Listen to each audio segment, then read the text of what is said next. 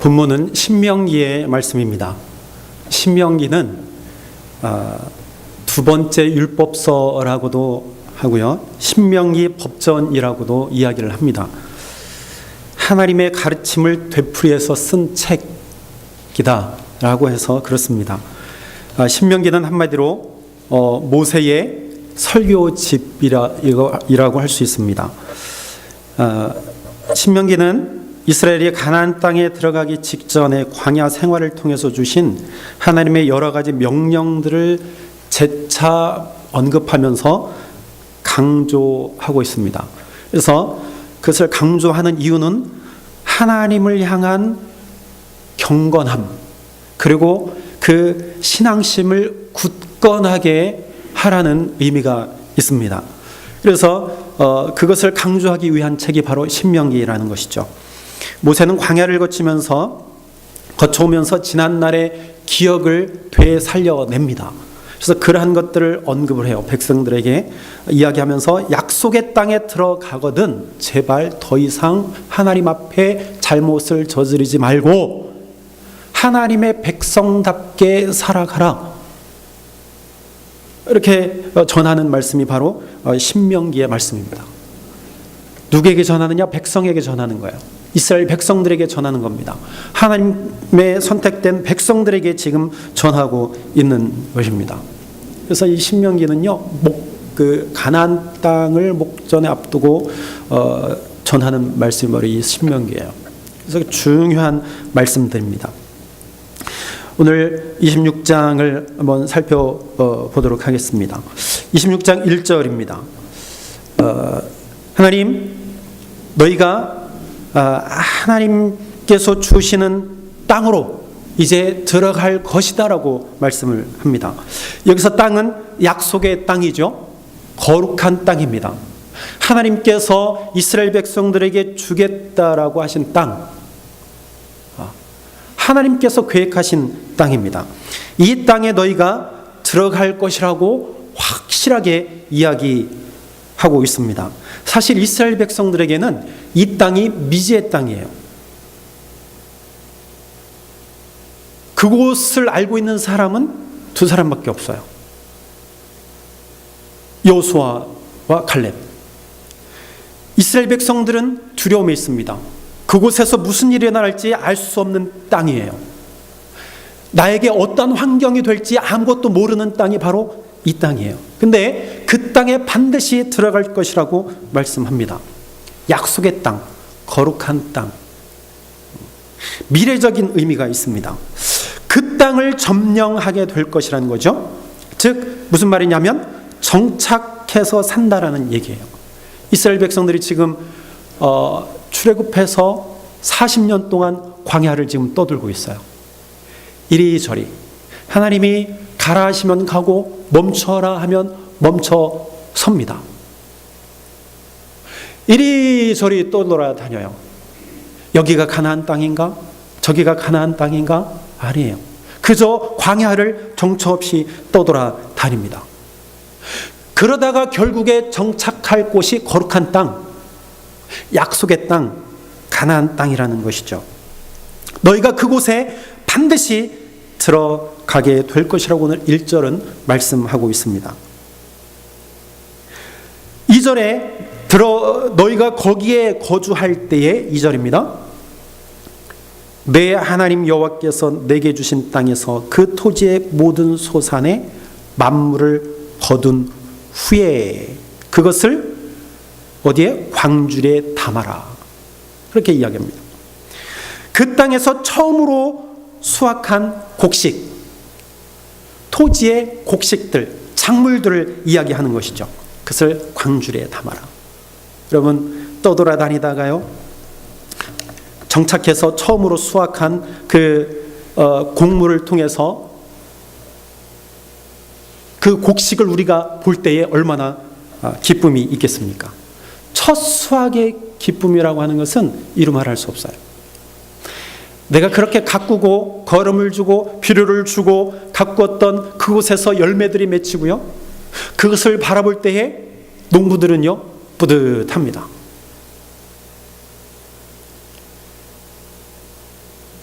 저에게 시집 온 사람이요 처음에 그랬어요. 첫 해에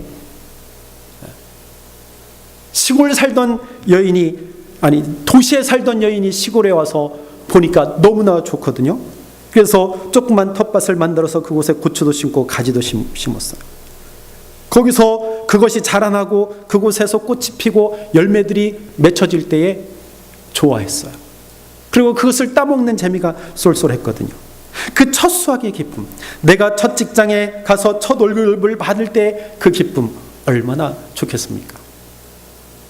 내가 사업을 오픈했는데 그곳에서 첫 손님을 받고 또 첫 번째 내가 수입을 얻는다면 그 기쁨이 얼마나 크겠습니까?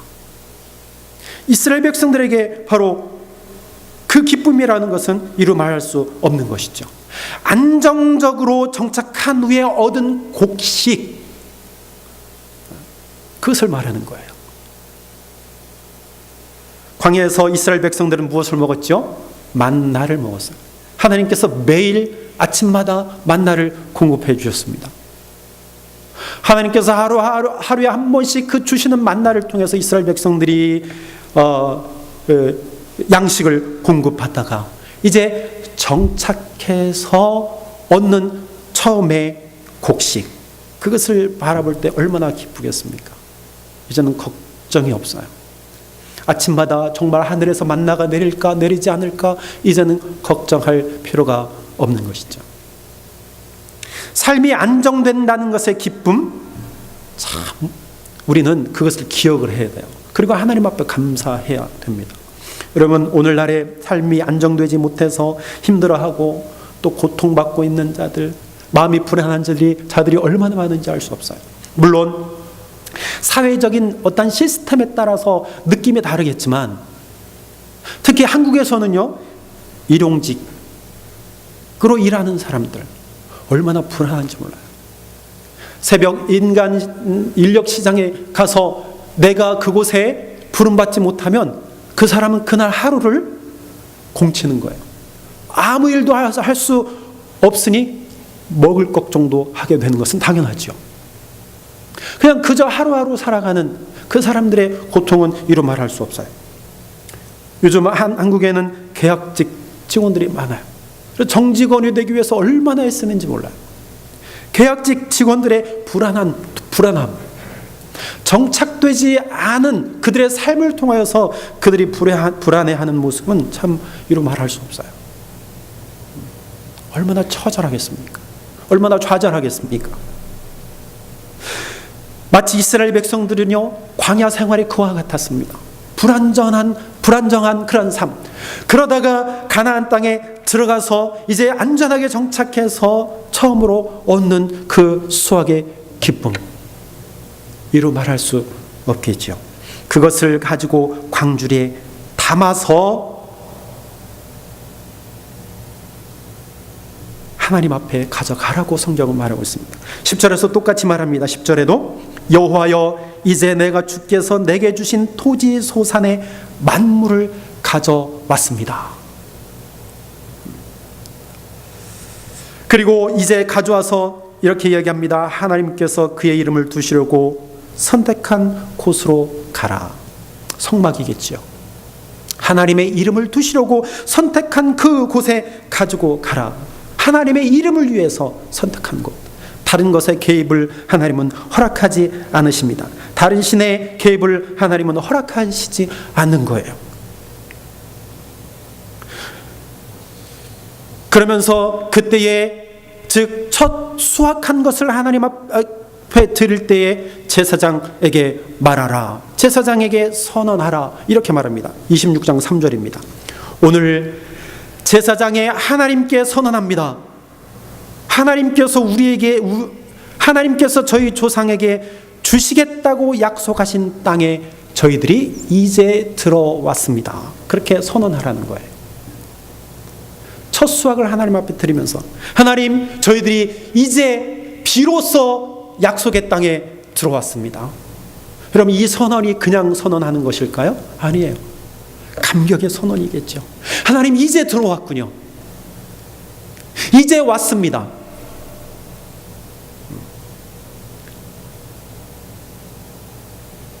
저희들도 비슷하게 왔어요. 미국 땅. 하나님 이제 도착했군요. 비행기를 몇 번씩 갈아타면서 이제 비로소 내 10일에 우리 가족이 왔군요. 난생 처음 미국 땅을 밟는 그 순간, 그 기쁨, 물론 이거에 비하겠습니까? 지금 이스라엘 백성들이 40년 동안 광야를 떠돌았어요. 그러다가 하나님 드디어 왔군요.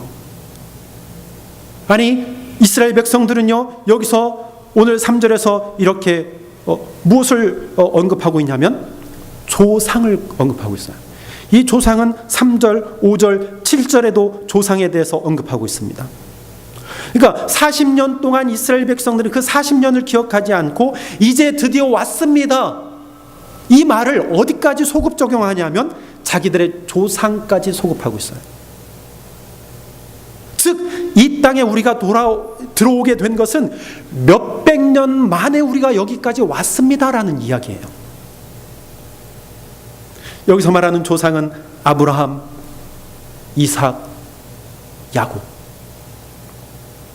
그들에게 약속하셨던 그 땅에 지금 비로소 여기 왔습니다, 그렇게 고백하라는 거죠. 조상들이 대대로 섬겼던 하나님, 그 하나님이 바로 우리의 하나님입니다. 우리가 여기 왔습니다. 그러면 그들에게 주셨던 하나님의 약속이 무엇입니까?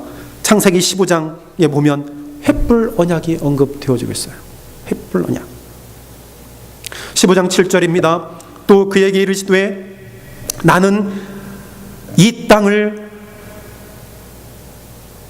내게 주어 소유를 삼게 하려고 너를 갈대아인의 우르에서 이끌어낸 여호와다. 하나님께서 말씀하시는 거예요. 13절입니다. 15장 13절. 여호와께서 아브라함에게 이르시되 너는 반드시 알아라. 내 자손이 이방에서 객이 되어 그들을 섬기겠고 그들은 400년 동안 내 자손을 괴롭히리니 그들이 섬기는 나라를 내가 징벌할지며 그 후에 내 자손이 큰 재물을 이끌고 나오리라. 이것이 하나님께서 아브라함에게 주셨던 약속이에요. 그러니까 이 약속대로 그 땅, 소유할 땅을 이스라엘 백성들에게 주셔서 하나님, 그렇군요, 아브라함에게 주셨던 이 땅에 저희들이 지금 왔습니다. 지금 그렇게 고백하고 있어요. 이 언약이 폐기되지 않았어요. 계속해서 이어졌습니다. 400년 동안 이어졌어요. 어떠한 자들에게 이어졌습니까? 자자손손 이어졌는데 하나님의 숨은 신실한 자들, 정직한 자들, 그들에 의해서 이 약속이 잊혀지지 않고 계속 이어졌다는 겁니다. 그래서 이 후손들이요, 그 말씀을 붙잡았어요. 신실한 자들이 하나님의 말씀을 붙들었습니다. 하나님에 대한 신앙이 결코 꺾이지 아니했습니다. 그래서 이스라엘 백성들은요, 아하, 그렇군요, 나의 조상이 섬기던 그 하나님께서 우리들을 여기까지 인도하셨군요, 지금 왔습니다. 얼마나 감격이겠어요. 여러분들이 미국 땅에 오시기 위해서 몇 년을 기다리셨다고요? 10년? 10년이 작은 세월이 아니에요. 10년 동안 기다리다가 미국 땅에 왔어요. 하나님, 이제서 왔군요. 지금 왔습니다. 그 기쁨을 한번 누려보세요. 생각해 보세요. 그러면서 이스라엘 백성들 한번 기억해 보십시오. 그 감격은 이루 말할 수 없을 것입니다. 신명기 26장 4절입니다. 제사장은 그 손에서 그 광주를 받아서 하나님 여호와의 제단 앞에 놓을 것이며, 신명기 26장 5절입니다. 그리고 너희는 또 하나님 앞에 선언하라, 말하라, 선포하라, 고백하라. 그것이 5절부터 10절까지입니다. 내 조상은 방랑하는 아람 사람이었습니다. 우리가 새벽 시간에 계속 아람에 대해서 우리 계속 언급했잖아요. 내 조상은 아람 사람이었습니다. 지금 시리아 지역. 아브라함은 원래 아람 사람이었습니다. 유목민이었어요. 떠돌아다니는 사람이었어요. 정처 없이 떠돌아다니는 사람이었어요. 제가 어느 성경을 보니까요, 글로벌 성경이라는 거 보니까 홈레스라고 표현을 해놨어요. 약간 오늘날에 들으면 약간 좀 이상한 뉘앙스가 있지만 홈레스. 정처 없이 떠돌아다니는. 여기에 풀이 있으면 이곳으로 가서 짐승들을 먹이고요. 저기에 또 풀이 있으면 그쪽으로 가서 또 짐승들을 먹이고, 저쪽에 가서 또 물이 있으면 그 물을 공급받고, 떠돌아다니는 유목민이었다는 거죠. 그냥 정처 없이 필요에 따라 움직이는 그러한 사람이었지만 하나님께서 선택하셨어요. 누구를? 아브라함을. 그리고 이러한 약속을 주셨어요. 그리고 그 앞날은 아무도 몰랐어요. 하나님이 어떻게 인도하실지 아브라함도 모르고 그의 후손들도 몰랐어요. 결국 하나님은 상황을 어디까지 몰고 가시느냐? 야곱을 애굽에 팔도록 만드세요. 그래서 요셉을 그 애굽에 팔도록 만드십니다. 그래서 그 요셉을 통하여서 70명의 야곱과 그의 자녀들이 어디로 들어가요? 애굽으로 들어가게 되는 겁니다. 출애굽기 1장 5절에 이렇게 표현하고 있습니다. 야곱의 허리에서 나온 사람이 모두 70이요 요셉은 애굽에 있었더라. 요셉이요 아주 큰 역할을 감당했어요. 근데 뭐 그냥 좋은 모습으로 감당했어요? 처음엔 그렇지 않았잖아요. 팔려간 거잖아요. 근데 요셉은 이렇게 기록합니다. 이렇게 고백합니다.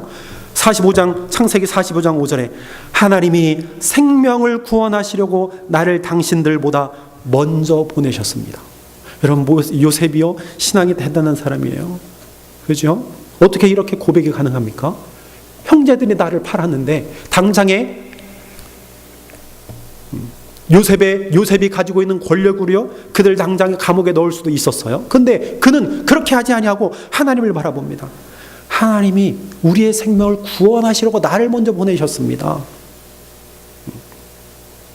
그래서 그곳에 내려간 70명들을 통하여서 어떻게 됐냐면 그들은 거기서 크고 강하고 번성한 민족이 되었습니다. Great, powerful, numerous. 큰 민족, 강한 민족, 번성한 민족이 되었습니다. 하나님의 말씀대로 그들이 큰 민족이 되고 강한 민족이 되었습니다. 하나님의 말씀대로 이루어지게 되었습니다. 그들을 누가 두려워하게 되냐면 애굽 사람들이 두려워하게 돼요. 그래서 그들은 어떠한 결정을 내립니까? 그들을 학대하기 시작합니다. 그래서 이스라엘 백성들은 신명기 26장 6절에 이렇게 고백합니다. 애굽 사람들이 우리를 학대하며 우리를 괴롭히며 우리에게 중노동을 시킵니다. 애굽 사람들은요 그들을 국가의 노예로 삼아버립니다. 그래서 곡식 창고를 지어요. 아주 크게 곡식 창고를 지어요. 그래서 비돔과 람셋이라고 하는 람셋에 큰 곡식 창고를 짓는데요, 그곳에 그 창고를 짓는 노예로 삼아버립니다. 노예로 전락하는 거죠. 이것을 성경은 이렇게 말합니다. 출애굽기 1장 8절에 요셉을 알지 못하는 새 왕이 일어나 애굽을 다스리더니, 새 왕이 일어나는 거예요. 그래서 몇백 년이 흐르고 나서 이제 요셉도 모르고 그의 백성들의 존재도 이제 잘 모르는 거예요. 그냥 단지 두려운 거예요. 너무 많아지니까. 그래서 그들을 학대하고 괴롭히고 중노동을 시킵니다. 그때의 이스라엘 백성들은 신명기 26장 7절에 우리 조상의 하나님께 이스라엘 백성들이 어떻게 했느냐? 그들은 성경은 부르짖었다라고 이야기합니다. 부르짖었다. 지금 후손들이요, 그 아버지, 어머니, 할머니가 어떻게 했는지 고백하고 있어요. 부르짖었다. 고통 가운데, 학대 가운데, 괴로움 가운데, 중노동 가운데 하나님께 부르짖었다라고 했어요. 영어로 보니까 cried out. 고통스러운 소리로 울부짖었다는 거예요. 울부짖었다. 그냥 부르짖는 게 아니라 울부짖었다는 거예요. 그들이 당한 고통이 얼마나 큰지 우리는 알 수 있죠. 큰 소리로 하나님 앞에 울부짖었더니 여호와께서 우리의 음성을 어떻게 해요? 들으시고 우리의 고통과 신고와 압제를 어떻게 해요? 보시고 8절입니다. 여호와께서 강한 손과 편팔과 큰 위엄과 이적과 기사로 우리를 애굽에서 어떻게 해요? 인도하여 내시고. 할렐루야. 내가 부르짖었더니 하나님께서 들으시고 보시고 인도하여 내셨답니다. 사랑하는 여러분, 하나님은 강한 손, 편팔, 큰 위엄과 이적과 기사로 이스라엘 백성들을 이끌어내셨어요. 하나님께서 이스라엘 백성들에게, 애굽 백성들에게요 10가지의 재앙을 내리셨습니다.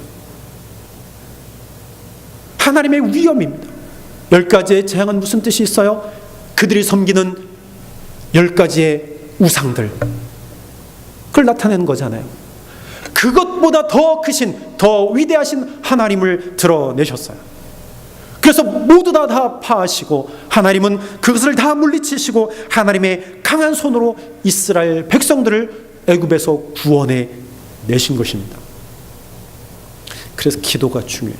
여러분, 지난주에 우리가 기도에 대해서 제가 잠깐 말씀드렸어요. 누가는 기도에 대해서 굉장히 관심이 있었던 사람입니다.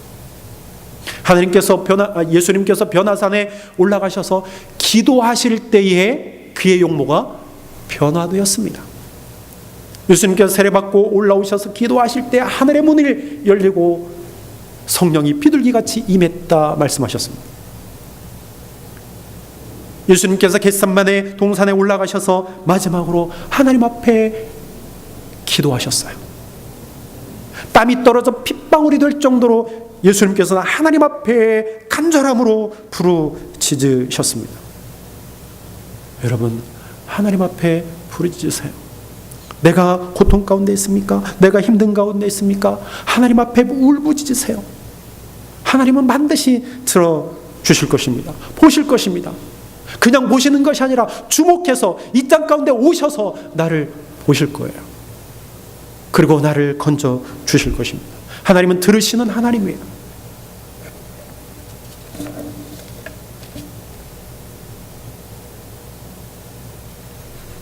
신명기 26장 9절에 이렇게 표현합니다. 이것으로 인도하사 이 땅 곧 젖과 꿀이 흐르는 땅을 어떻게 해요? 주셨다. 건져내시고 나에게 아름다운 땅, 가나안 땅, 젖과 꿀이 흐르는 땅, 그 땅을 나에게 주셨습니다. 그렇게 고백하고 있습니다. 여러분, 이것은요 이스라엘 백성들이 하나님께 드리는 신앙의 고백입니다. 신명기 26장 7절, 8절, 9절은 이스라엘 백성들의 신앙 고백이라고 할 수 있어요. 억압과 압제로부터 경이로운 해방을 내가 받았습니다. 이런 신앙의 고백입니다. 무기력하고 절망에 찬 노예 생활에서 하나님의 역사로 내가 해방을 맞았습니다. 이것은 하나님의 역사입니다. 하나님이 아니었다면 나는 하나님의 백성이 될 수 없었습니다. 신앙의 고백입니다. 이스라엘의 신앙은 바로 하나님의 구원에 근거하고 있습니다. 그들의 신앙은 누구로부터? 바로 하나님의 구원으로부터였다는 것을 그들은 지금 고백하고 있습니다. 그들은 하나님의 구원을 본 거예요. 우리의 신앙의 근거가 어디에 있습니까? 하나님의 구원에 있어야 됩니다. 애굽과 같은 이 세상에서 죄 가운데서 나를 건지신 하나님, 내 신앙은 바로 거기에 있어야 돼요. 하나님의 구원, 하나님의 놀라운 구원의 역사를 한번 생각해 보시기를 바랍니다. 마르틴 루터가 그랬고요, 웨슬레 선생님이 그랬고요, 어거스틴, 그리고 찬송가에 있는 많은 신앙의 찬송가의 작사가들이요, 하나님 앞에 기도할 때 그들의 삶 속에서 하나님을 만났어요. 로마서를 읽을 때 그들의 마음이 뜨거워졌습니다. 로마서 서문을 읽을 때에 그들의 마음이 뜨거워졌어요. 믿음으로 믿음에 이르게 하느니라. 믿음으로 믿음에 이르게 하느니라.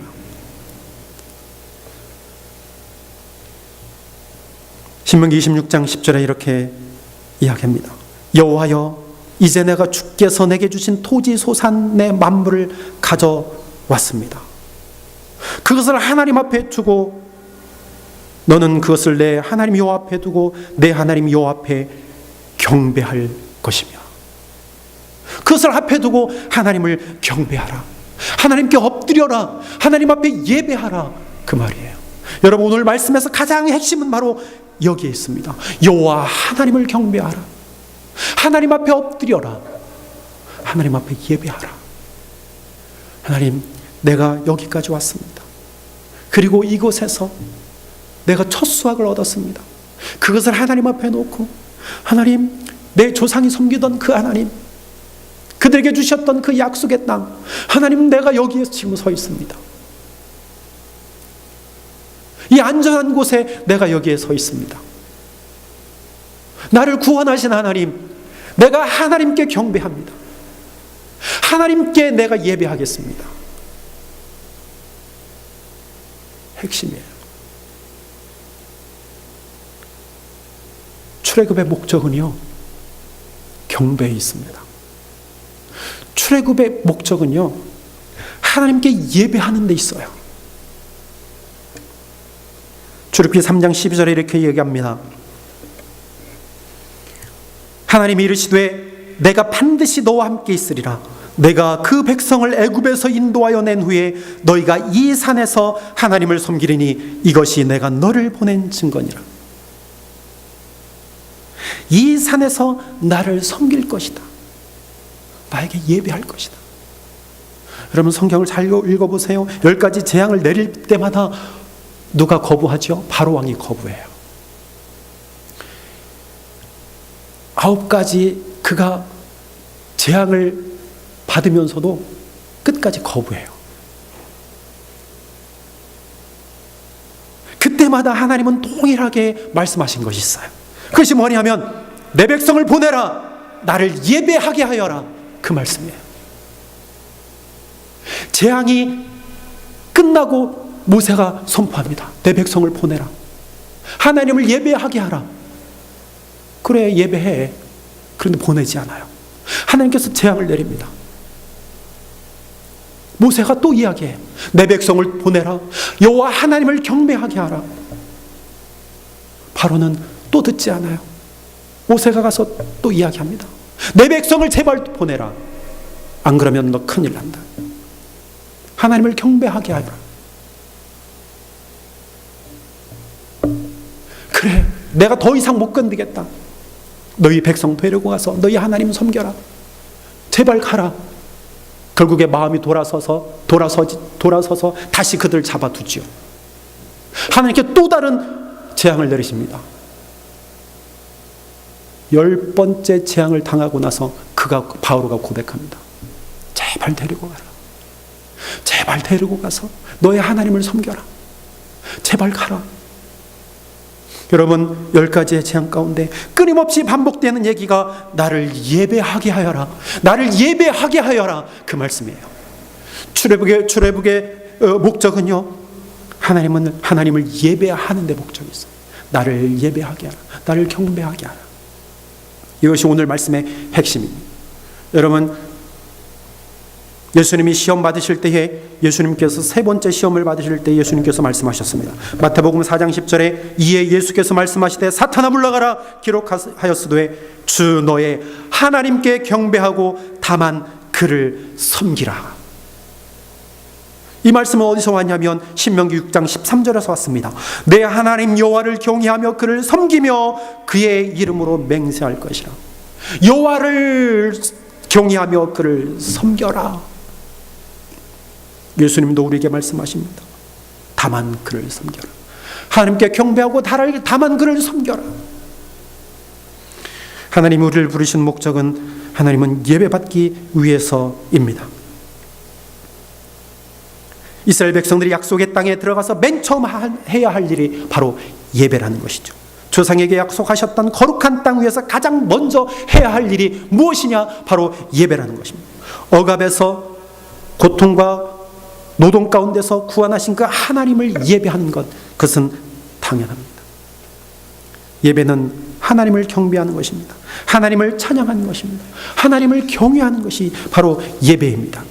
그 어느 것도 개입될 수 없습니다. 우리가 받아야 하는 복이 먼저가 될 수 없어요. 물질이 먼저가 될 수 없습니다. 자신이 먼저 될 수가 없어요. 그 어떠한 것도 개입을 원하시지 않아요. 온전히 하나님 앞에 예배하는 것만 하나님이 원하십니다. 우리의 주일 공동 예배가 그래서 거룩해야 돼요. 거룩한 예배가 되어야 됩니다. 내 정성과 내 진심을 담아서 하나님 앞에 예배해야 합니다. 하나님만 예배해야 된다는 거예요. 복이 무엇인지도 복을 구하고 있어요. 요즘 시대. 내가 구원받은 자체가 복 아닙니까? 그것에 대한 감사, 감격, 기쁨을 하나님 앞에 드리는 것이 예배라는 거예요. 죄와 사망의 노예에서 구원하신 그 하나님을 예배하는 거예요. 내 욕망이 먼저 될 수가 없어요. 먼저일 수가 없습니다. 내 욕망을 채우기 위한 예배가 되어서는 안 돼. 이제 완전한 하나님 나라가 이루어지는 그 순간에도 그곳에서 바로 예배와 찬양의 모습만이 있게 될 것입니다. 신명기 26장 11절에 내 하나님 여호와께서 너와 내 집에 주신 모든 복으로 말미암아 너는 레인과 너희 가운데 거류하는 객과 함께 어떻게 해요? 즐거워할지니라. 기쁨의 예배가 되기를 바랍니다. 즐거움의 예배가 되기를 바랍니다. 여러분, 우리가 드리는 예배는요, 소중합니다. 업신여기면 안 돼요. 예배를 언제 하나님 앞에 드려지는 예배예요. 오늘 모세는요, 이스라엘 백성들에게 간곡하게 부탁했어요. 제발 그곳에 들어가면 하나님만 경배해라. 하나님께만 예배해라. 죄짓지 말고 하나님만 바라보라. 우리 예배가 거룩한 예배, 하나님만 바라보는 예배가 되기를 주의 이름으로 축원합니다. 기도하겠습니다. 하나님, 우리를 구원해 주셔서 감사합니다. 애국과 같은 세상에서 우리를 건져 주셔서 감사합니다. 하나님의 자녀로 삼아 주셔서 감사합니다. 하나님, 그 감격으로 하나님 앞에 날마다 예배하기를 원합니다. 하나님, 저희들을 붙들어 주시고 하나님, 즐거움으로 하나님 앞에 예배할 수 있도록 하나님 도와주시옵소서. 성령님, 우리의 예배를 도와주시옵소서. 하나님을 경배합니다. 하나님을 경배합니다. 하나님만 경배합니다. 하나님께만 온전히 예배하고 경배하는 저희들 되도록 성령 하나님 도와주시옵소서.